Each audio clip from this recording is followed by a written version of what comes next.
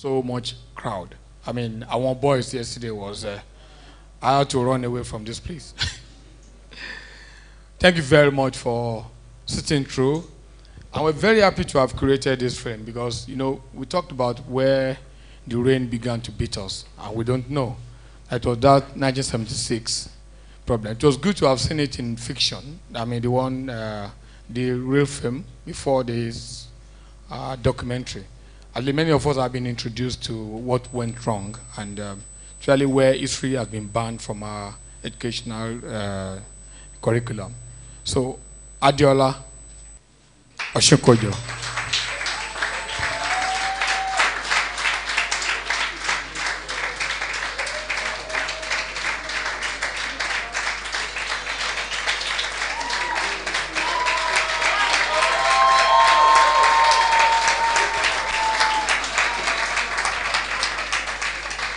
And while the film was going on, she said, it is not even a finished story yet. It's still continuing. There are some big men she still has to interview who will be in the film. They'll just lead us into the film, and then we take Q&A. Thank you, everyone. I didn't think I was going to have a crowd because, I mean, politics is not exactly very interesting to watch. Thank you so much for watching, and I'm open to all of the questions that you have as much as possible. Okay. And I want to say a very big thank you to my mom. She sits through all the edits with me. Mommy, stand up.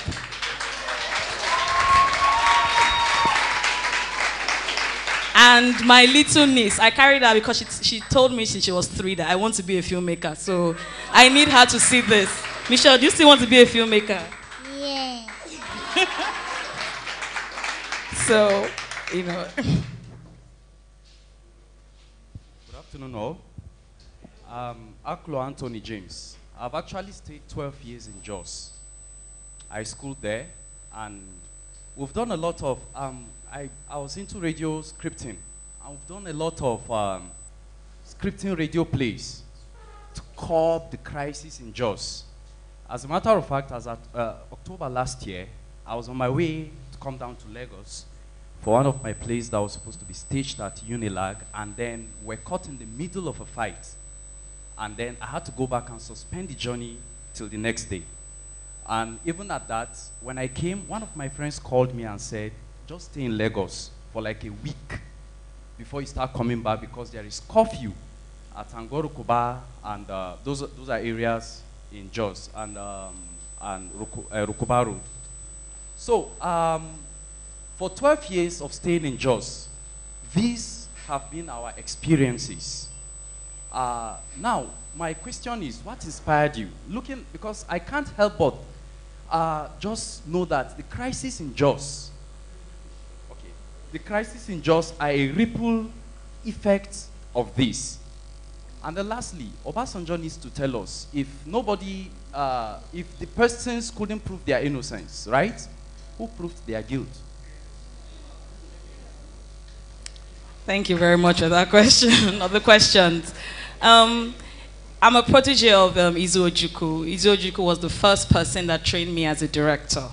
So he said, do a BTS of the film 76. So when I showed him the first cut, he said, take out all the BTS, focus on this women. It's a story here. And that's how we worked it together through several drafts, and it's still going through several corrections still. So it's still not a finished work. Then the second question that you asked, about OBJ. The interview, this one I even got. It took a lot of, let me tell you how I got him to talk. I asked him the first question. He seemed to just not be receptive. So I went down on my knees and I spoke Yoruba. Now, Izu can't speak Yoruba, so he doesn't know what was going on. My other producer, they both did not know what was going on. And we started speaking Yoruba and saying, I now went close to him and I begged him, please, I'm going to ask you some questions. And I want you to please answer me. And these are some of the things. And then you also know that when you are dealing with documentaries in Nigeria, you have to be careful because this is Africa.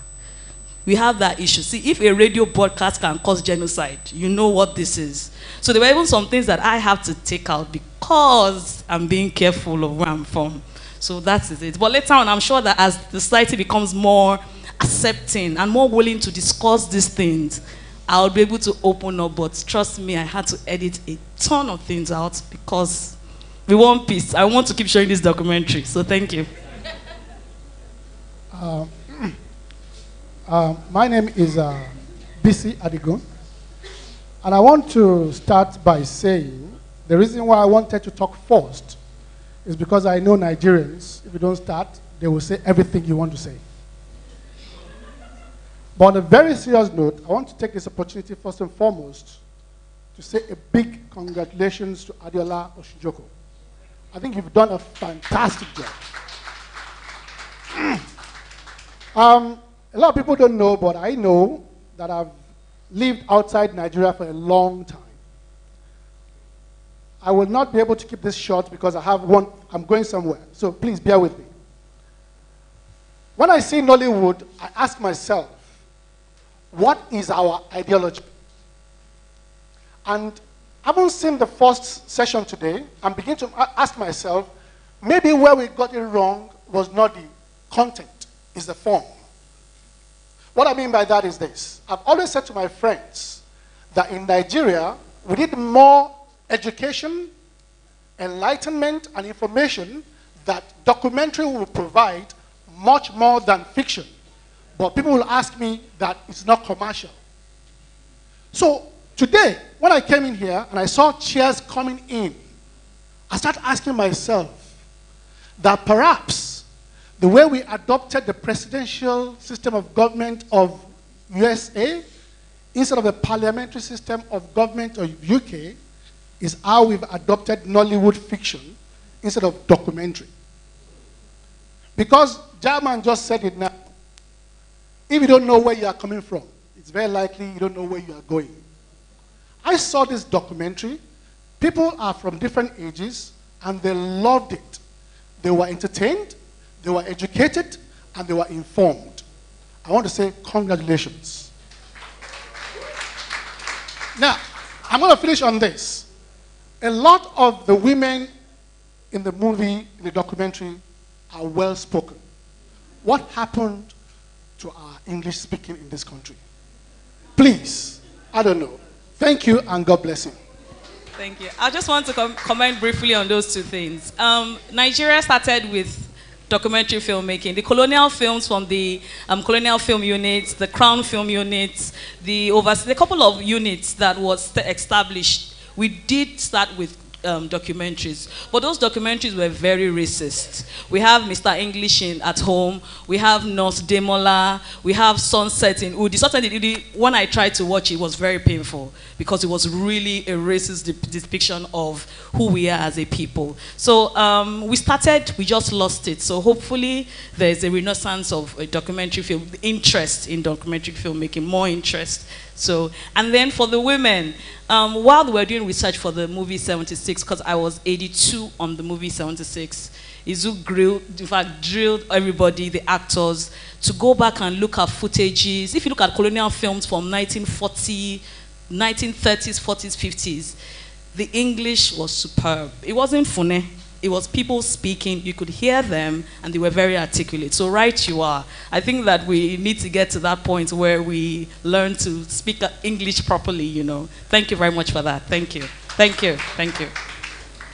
Good afternoon to everyone. First, I say congratulations for the research and the depth of the work. I'd like to know the timeline, how long did it take? Perhaps you can tell us the research phase and when you went to the production. How long did it take timeline? Then I think the morale that I can relate with is about picking up from wherever.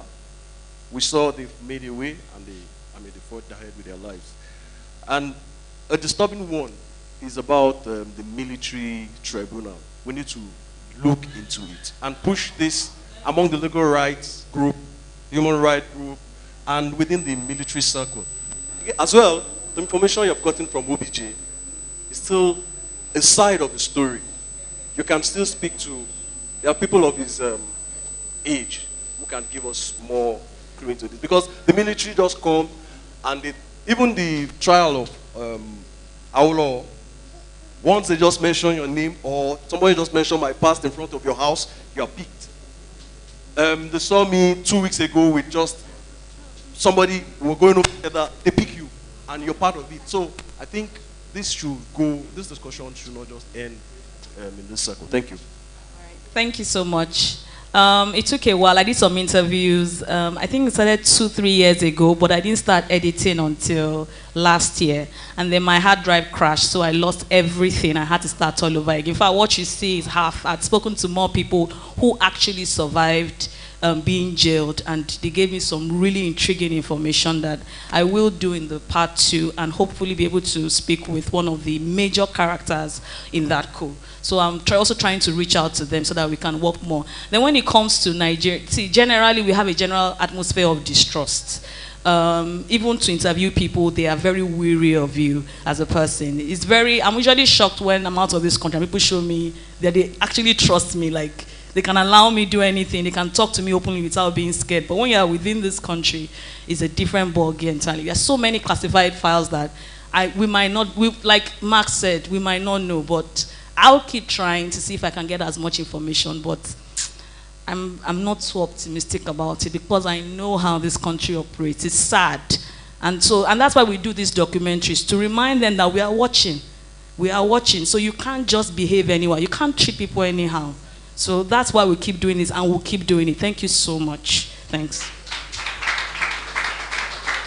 Okay.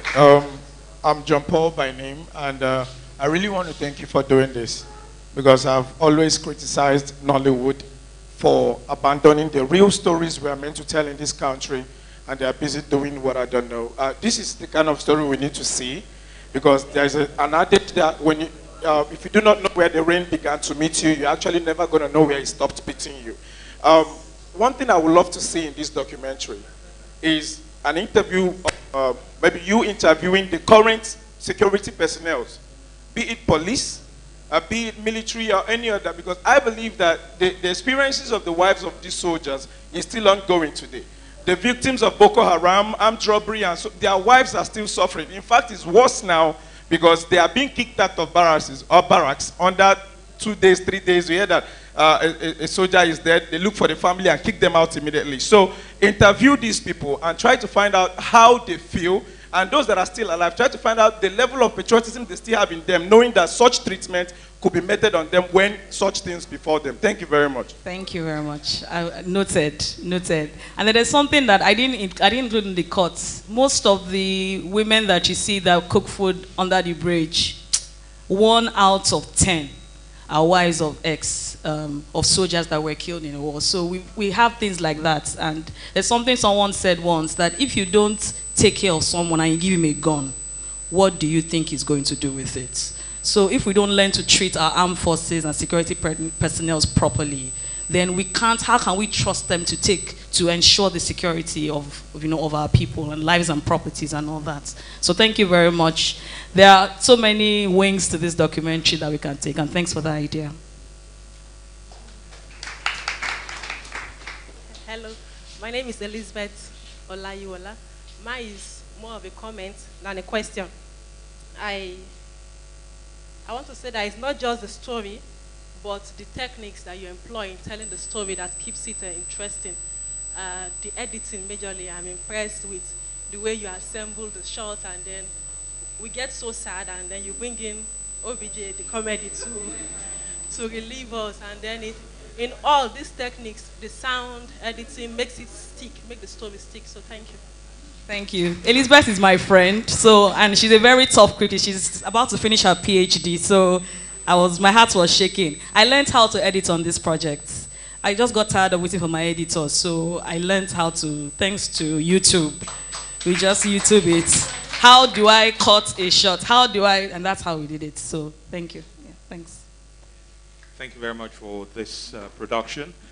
I want to say that this very emotional, and secondly, I think one of the things that makes it resonate with us is because of the style of presenting it.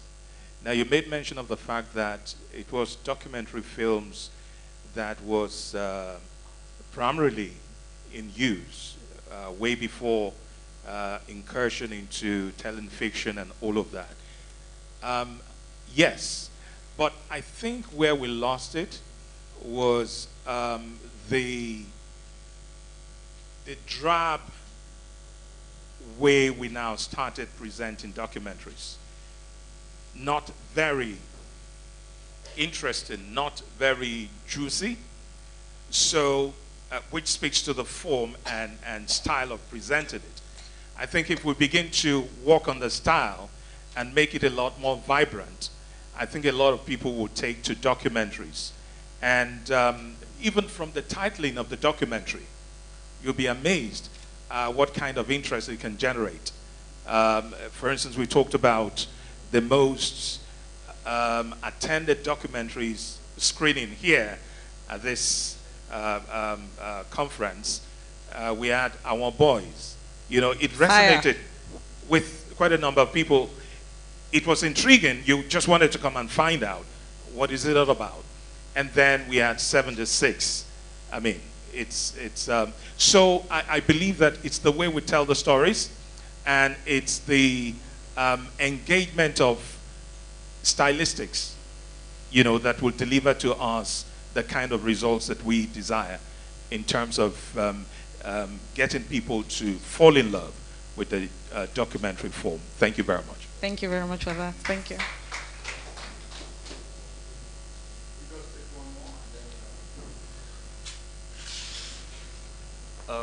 Good afternoon. Thank you for this documentary. I just want to say something about what the gentleman said about Nollywood, you know, trying to make films like this. But I feel like if that's what we're hoping for, it's never going to happen. There is no place in the world where their film industry focuses more on documentaries. It's what we need, but the economics of it just doesn't support it. What Nollywood needs to do is to marry reality with fiction. We're too concerned with fiction that's, you know, that has nothing to do with what we're actually going through. A story like Our Boys, you can make a story about it by just making one of the characters, the protagonist, and take us on his journey. Yeah, so I'm just saying it generally for the filmmakers. We don't need to make documentaries because how many people are going to give you money to make a documentary? There are not that many, but if you craft a story that marries what you're trying to show with the documentary, with the fiction that everybody wants to see, it's going to fly. Right. I just want to say something. Thank you very much for that. It's cheaper to make a documentary. Do you know that? I can take, it's cheaper to make a documentary, you know. And the thing is, there's a place for documentaries and a place for films. So let's all, if it's a documentary you want to do it. If it's a film you want to do it. This documentary is based on a film. There's a film that we watched, that we produced, created, which is 76. And from 76, we said, okay, let's tell the story behind this thing so that people won't get confused. Because when it goes around the world, people ask questions. So these are things that we screen before we even screen internationally. So there's a place for documentaries, there's a place for film. But if you don't even have I know that as young people, blood is hot, you want to shoot that film, if you don't have the resources to shoot the film, you could start with a docu. And that docu is even a good marketing, like that Our Boys. For example, you want to do a story about area boys. You can use Our Boys as a marketing tool to whoever you want to pitch your ideas to. So, I mean, there are ways in which you can use your documentaries. So you can decide that, you know, I'll make a film, or you do a documentary, or you do both, you know. Either ways it works. But thank you very much for that.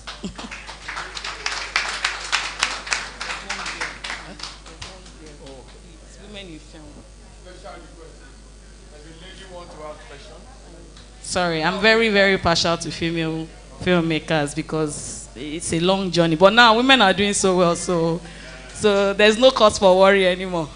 Okay. Yeah, thank you very much once again for this beautiful film. I think I want to just buttress, I want to add to the question he asked. I mean, obviously, this film is critically successful. How about commercially? How, apart from you being a part of the 76 crew, how else can you sell documentary to make good money in Nigeria? Thank you so much. First, don't think only Nigeria, think international. Yeah. There are different there are different places. Outside this country, people screen documentaries. People pay to go and watch documentaries. So you have your cinema distribution. There are documentary channels that you can actually sell to. There are online channels that accommodate documentary content that you can sell to. You can decide, even though DVDs don't make money much, you can still decide that you want to send it as DVD. There are several platforms. You know, right now, everybody is starting up television stations. They have a lot of online channels. It's the content to fill it up. So there are so many levels to it, but try not to think only Nigeria alone, because the reality is that if, as a filmmaker, you're just looking within Nigeria, sorry, you'll be broke. And that's the honest truth. And I'm talking from experience, that you have to think international. There is the French market. I have a content that was translated to French that I have nothing. They just paid me for it, and we are moving on with life as we know it. So there's even the French market that you haven't even tapped into. There's specialty market. There are museums. I've already reached out to a museum, and they're already saying that they'd like to they like to screen, but we just have to agree on modalities. So you have your specialty market, you have universities, you have museums, you have studies for African something, or African politics, or world politics. See, the list is endless. We just always have to look for these opportunities. Thank you, Diola. You know, I thought she was going to say, on the last question, I thought she would say, I've made so much money on this film, I don't need money.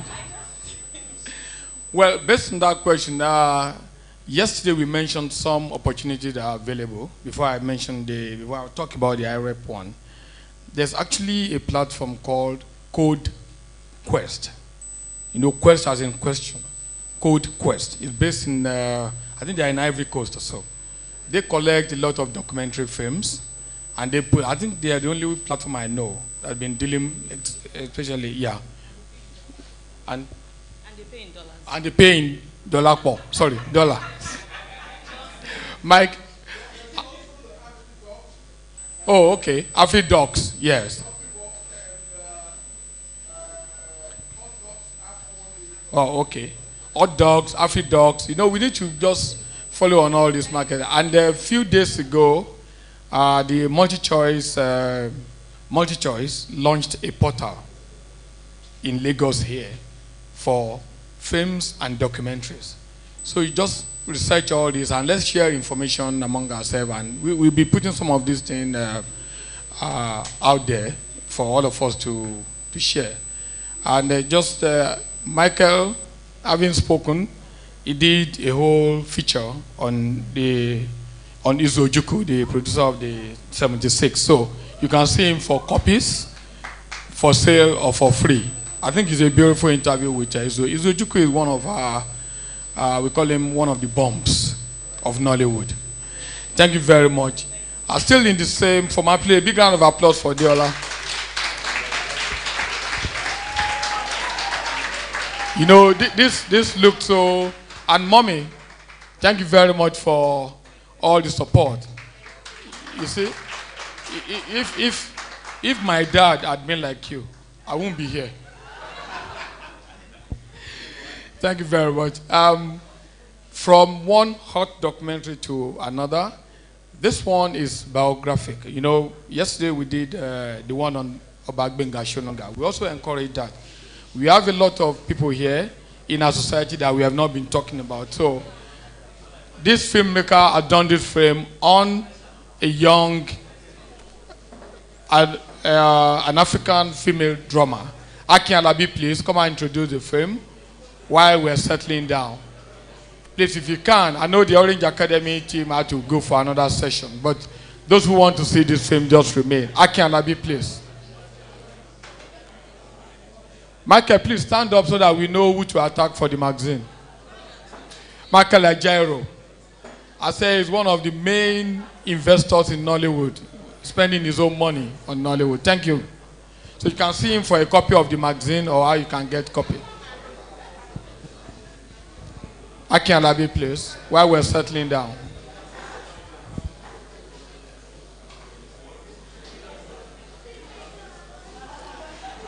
Please, now that the seats are free, those at the back, you can move forward, please. Those at the back can come to the front. Hello? Those at the back can come to the front so that you can see Aki Alabi's film. Let me just get them settled. You have to.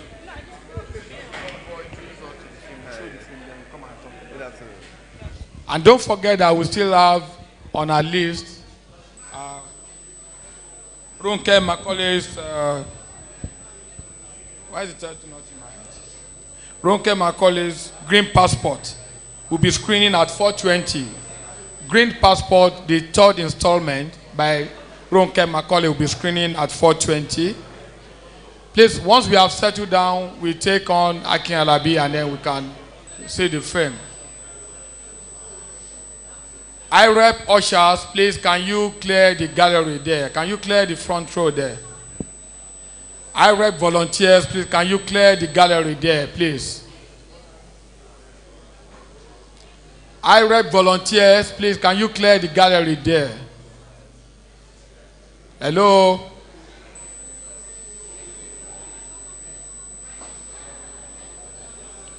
Please, those at the back, can you come to the front because we're shooting there, and if you're not careful, people will be walking through the camera. Please, the front seat is not for any reserved person. It's free. And you are not paying, Kemi. Kemi, being paid, you are not paying. Use the front seat. It's too, no. No. Here, go. Please, volunteers, can you clear the gallery, please? Hello? Let's clear the gallery there, please. We need to screen this film now. Please, those at the back, just move forward so that people don't walk in front of the camera, please. There are people sitting at the back and they're just there. Anyway, since they don't want to move, we will move. I present Aki Alabi. He will introduce the film, we will say the film, and then we take him on Q&A. Thank you very much, Aki Alabi, for submitting your film and for coming around to talk about it. My pleasure, sir.